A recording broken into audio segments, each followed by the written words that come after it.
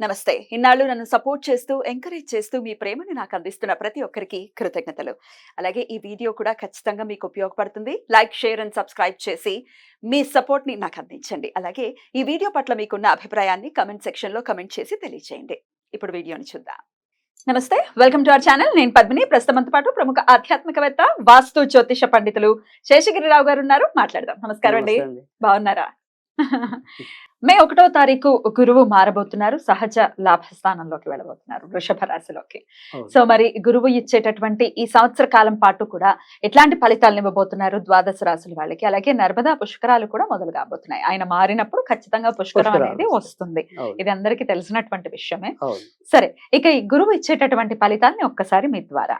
Right. తప్పకుండా గురుడు ఎక్కువ శాతం మందికి మంచే చేస్తాడని ఆశిద్దాము. సరే, ఒకవేళ ఎవరికైనా నెగిటివ్ ఉంటే ఆ నెగిటివ్ ఏంటి, ఏ కోణాలు అంటే ప్రతి ఒక్క గ్రహం కూడా సేమ్ ఒకటే చెడు చేస్తుందని కాదు. సో ఆయా రాశులు బట్టి వచ్చే చెడు వేరుండొచ్చు, మంచి కూడా వేరుండొచ్చు. అవును. సో అలా మనం ఉదాహరణగా చెప్పుకుంటే కనుక కన్యా రాశి కొన్ని విషయాల్లో చెడు ఉన్నా కానీ ఈ గురుడు మారే విషయంలోకి వచ్చేప్పటికి ఏంటంటే అప్పటిదాకా పెళ్లి కాని వాళ్ళకి పెళ్లి అయ్యే అవకాశాలు ఉన్నాయి. మరి మంచి కూడా ఉందిగా. మంచి కూడా ఉంది కదా. సో అది ఒక ఉదాహరణ మాత్రమే. ఇలా తర్వాత ఏ రాశికి ఏంటనేది మనం వివరంగా మాట్లాడుకున్నా కానీ ఇక్కడ వచ్చేప్పటికి ఏంటంటే గురుడు మారటం అనేది ఏంటంటే కొద్దిగా మనకి ఏ విషయాల్లో కొంత ఇబ్బంది అంటే ఆయన ఉన్నది సంచారం చేసేదంతా కూడా శత్రువు రాశిలో సంచారం చేయటం అనేది ఉంది. శుక్రుడు ఆయనకు శత్రువుగా పరిగణించొచ్చా? అంతేగా. ఈయనేమో దేవతల గురువు, ఆయనేమో రాక్షసుల గురువు. సో అందుకని ఆ వైరం ఉంటుందా? వైరం అలాగే ఉంటది మరి. Right. సో అందుకని ఆ రకంగా ఆయనకి కొద్దిగా అసౌకర్యమైన స్థానం అది. కానీ బేసిక్ గా ఏంటంటే శుభగ్రహాలు ఏంటంటే వాళ్ళు ఎప్పుడూ శుభమే చేస్తారు అనేది మన నమ్మకం. అంటే మనం వ్యక్తులుగా ఆపాదించుకున్నప్పటికీ కూడా సహజంగా మీరు మంచి వాళ్ళు అనుకోండి, పోలే వాడి కర్మ వాడికే పోతుందని అనుకుంటాం. కరెక్ట్. అదే చెడ్డవాడైతే వాడిని ఎప్పుడు కత్తించి పొడిచేద్దాం అన్నట్టు. ఆ ప్రవృత్తి గురువులో ఉండదు అనేది. చెప్పేది ఏంటంటే వీళ్ళు బేసిక్ గా అక్కడ అసౌకర్యం పాలవ్వచ్చేమో కానీ ఎంతో కొంత మంచి చేయడానికే చూస్తారు, ప్రయత్నిస్తారు. అందుకనే ఈ మూడాలు వచ్చినప్పుడు మనం వాటిని వదిలిపెట్టడం అనేది, అంటే ఆ ముహూర్తాలు వదిలిపెట్టడం ఎందుకంటే వీళ్ళిద్దరు బేసిక్ గా శుభగ్రహాలు. రాక్షసు గురువు రాక్షసుడైనా ఆ రాక్షసులందరికీ మంచిగా కాంక్షిస్తాడు కదా. మరి ఈ దేవతల గురువు దేవతలందరికీ మంచిగా ఆకాంక్షిస్తాడు కదా.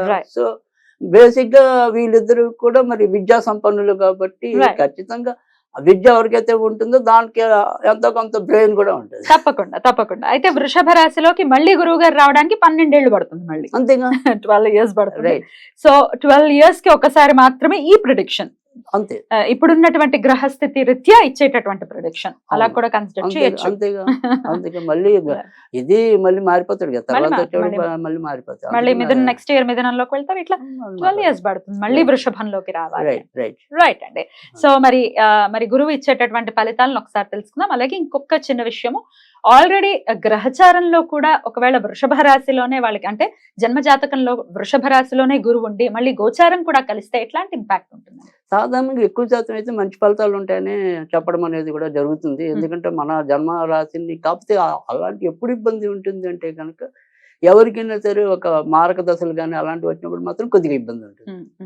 సో అలా మినాయిస్తే కనుక ఎక్కువ శాతం ఎప్పుడు కూడా మన జన్మగ్రహాన్ని గోచార గ్రహం వచ్చి టచ్ చేసినప్పుడు ఖచ్చితంగా ఎక్కువ శాతం అయితే మంచి ఫలితాలే ఉంటాయి. సో వృషభ రాశి వారికి ప్రత్యేకించి వృషభ రాశికి కాకుండా వాళ్ళకి జాతకాలు తెలిసి వాళ్ళకి వృషభంలో గురుడు ఉన్నవాళ్ళు.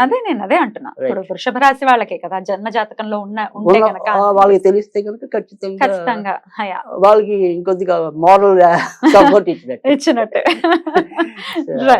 అయితే వక్రగతి కూడా ఏమైనా ఉందండి గురువుకి ఈ సంవత్సరం? తప్పకుండా. అంటే ఇప్పుడు మనం ఒకటి మూడాలు అనేది కూడా ఉంది కాబట్టి గురుడికి మోడ్యం అనేది ఉంది. తర్వాత దాంతో ఇక్కడ మంచి ప్లేస్ లో ఉన్నప్పుడు సంబంధం కుదరచ్చు. సో కానీ ఆ సంబంధం ఎప్పుడు పెళ్ళికి వెళ్తుంది అనేది స్తంభించింది కాబట్టి ఇంకా 2-3 నెలలు టేక్ తీస్తాయి అంతే. అలాంటివి అలా కూడా ఉంది. అది వివరంగా మనం రాశి వైజ్ మాట్లాడుకున్నప్పుడు రైట్. మరి ఇప్పుడు ఇక చూద్దాము ద్వాదశ రాశులకి కూడా ఈ గురువు మార్పు వల్ల వచ్చేటటువంటి ఫలితాలు ఏంటో. రైట్. లాభస్థానంలో గురువు సంచారం ఎలా ఉండబోతుందండి కర్కాటక రాశి వారికి? కర్కాటక రాశి వాళ్ళకి చాలా చక్కటి మంచి ఫలితాలు ఉంటాయని చెప్పాల్సి ఉంటుంది. ఎందుకంటే ఇప్పటికే మనకి రవి కూడా రాజ్యస్థానంలో మంచి ప్లేస్ లో ఉన్నాడు. తర్వాత వచ్చేప్పటికి లాభాధిపతి కూడా రాజ్యస్థానంలో మంచి ప్లేస్ లోనే ఉన్నాడు.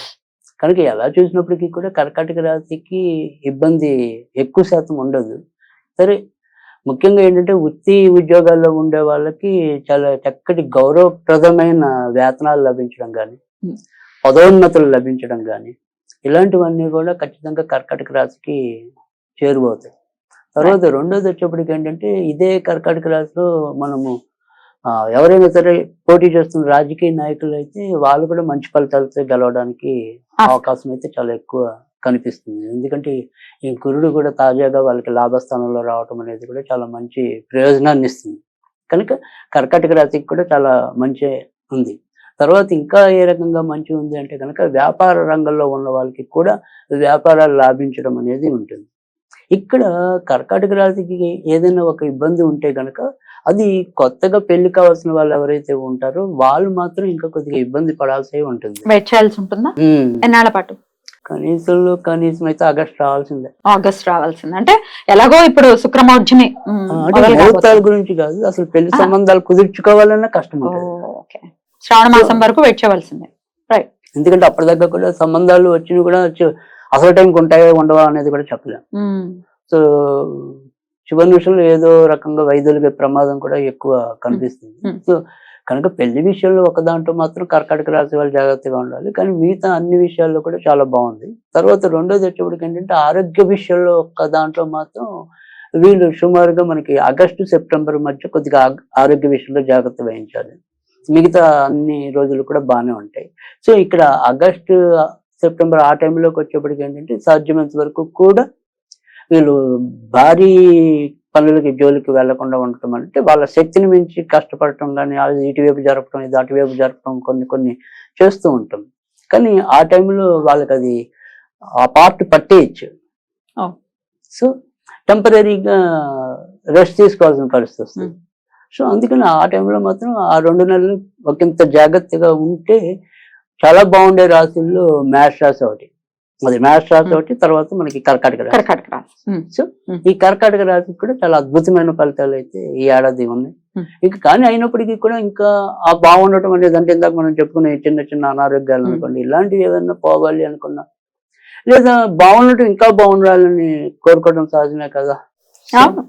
అది అలా కోరుకునే వాళ్ళు ఎవరైనా ఉంటే కనుక ఈ సంవత్సరం అంతా కూడా వీళ్ళు ఎక్కువ సుబ్రహ్మణ్య స్వామిని పూజించాలి. సో ఈ సుబ్రహ్మణ్య స్వామిని ఎలా పూజించాలి అంటే కనుక ఓం శర్వణోద్భవాయ షణ్ముఖాయ నమః, ఓం శర్వణోద్భవాయ షణ్ముఖాయ నమః అనుకుంటూ ఉండటం అనేది ఒక పద్ధతి. లేదు నెలకో 2 నెలలకో కుదిరినప్పుడు అప్పుడప్పుడు సుబ్రహ్మణ్య స్వామి గుళ్ళకి వెళ్ళటం అనేది ఒక పద్ధతి. ఇవేమి చేయలేని వాళ్ళు మసూర్ దాల్ అంటాం, ఎర్ర కందిపప్పు అంటాం.